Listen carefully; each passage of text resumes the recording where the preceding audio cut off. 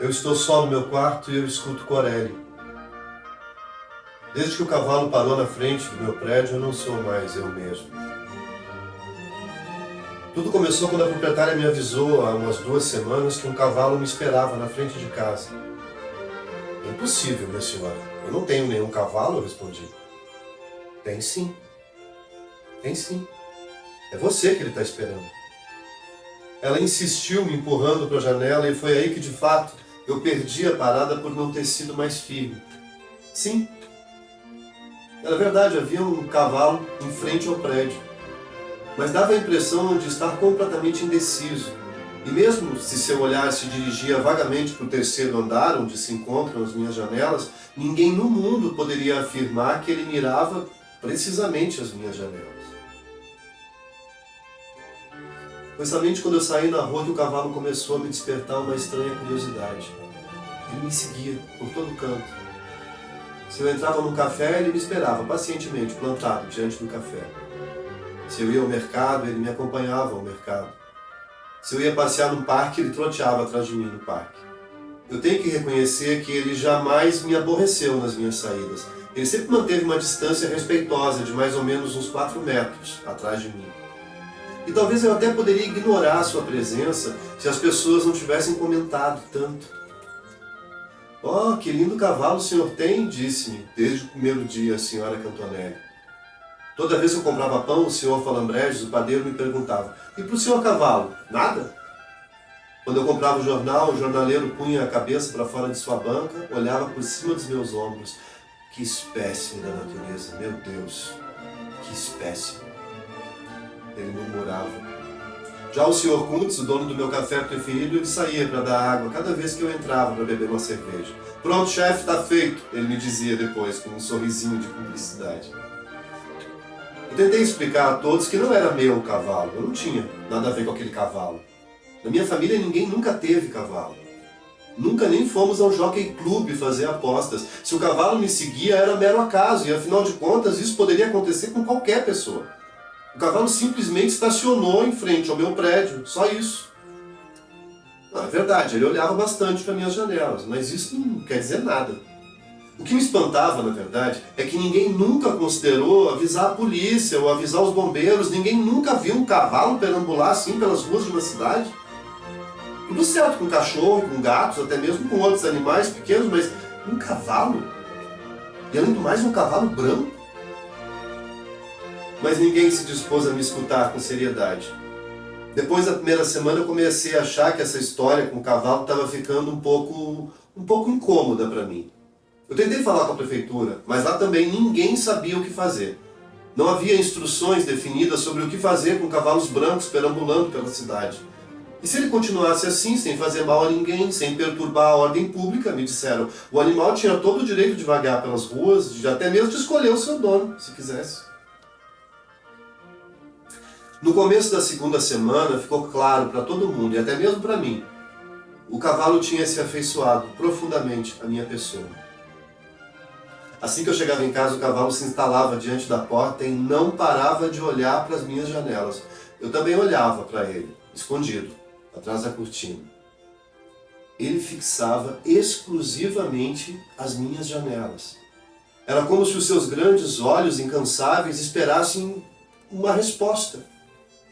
Às vezes eu acordava na noite para dar uma espiada na rua e lá estava o cavalo branco, a noite inteira, de pé na calçada, sempre obcecado pelas minhas janelas. Ele nunca dormia, ele nunca relinchava, e se alguém do prédio lhe dava um pouco de cevada, ele mastigava em silêncio, sem qualquer precipitação, com uma dignidade admirável. Agora eu estou aqui no meu quarto e eu escuto Corelli. Eu não suporto mais as alusões maledicentes, é por isso que eu não saio mais. Todos estão contra mim, mesmo os vizinhos do prédio. Toda manhã a proprietária bate na minha porta e me convida para ir tomar um café na sua casa. Ela me olha com uma curiosidade que me deixa possesso. O que ela procura encontrar no meu rosto? Por que essa voz adocicada?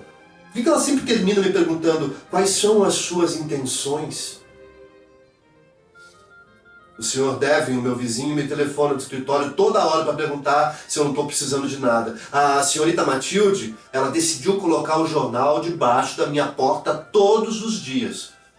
O zelador me chama a todo momento pelo interfone para me fazer perguntas absurdas. A última vez ele perguntou: "Ah, então quer dizer que o senhor ainda está aí?"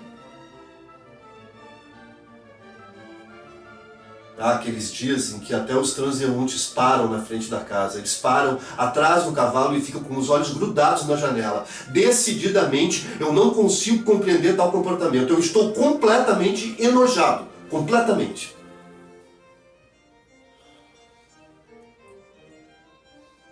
Eu escuto Corelli. E eu não me aproximo mais da janela. Faz exatamente 3 semanas que o cavalo está lá. Ele começou a emagrecer. A tristeza do seu olhar me faz mal. Essa noite eu vou tomar uma decisão. Daqui a meia hora o sol se levanta. Chegou a hora para mim. Chegou a hora de descer.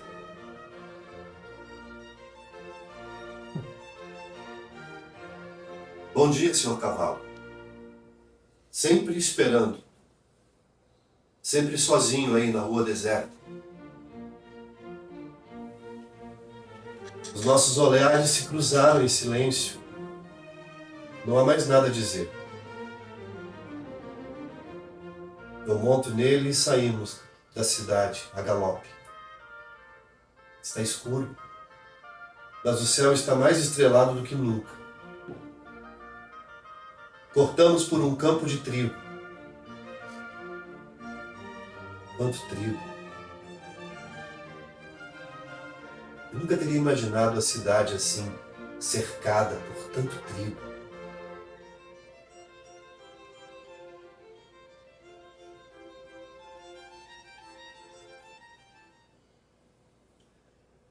Esse texto se chama O Homem do Cavalo.